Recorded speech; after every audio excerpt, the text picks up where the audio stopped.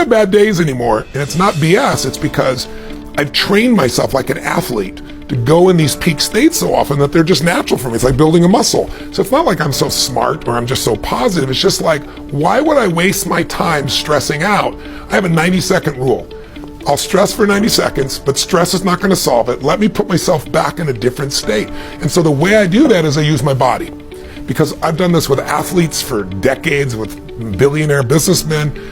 If you see somebody gets in a slump of some sort, great athlete, Paul Tudor Jones, one of the greatest financial traders in the history of the world, you know, I've coached him for 22 years. When I came to see him, this is a man who made 200% in 1987 when the stock market had its biggest single crash in the day, percentage-wise still.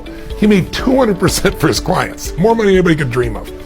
Then he went to the moon and he went down to earth and then he lost money. So I was brought in to turn him around. Well, how do you turn a guy like that around? Yeah. I watched him. His shoulders were down. He was breathing like this. He's sitting like this the whole time because he'd been through these failures and it started to get stored in his body. Now in this state, this man is a genius, couldn't do it. So I watched films when he was at his best.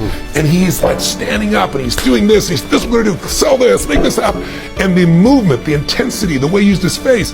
And so I showed him a video of himself today and showed him a video when he was at his best. And I said, what do you notice? He was like, those are two different people. I said, yes, but we can get back to this guy by just using the body first. Trying to use your mind, you'll go in circles. But I've been teaching for years that a radical change in your body instantly changes your biochemistry. 38 years I've taught it. 2 years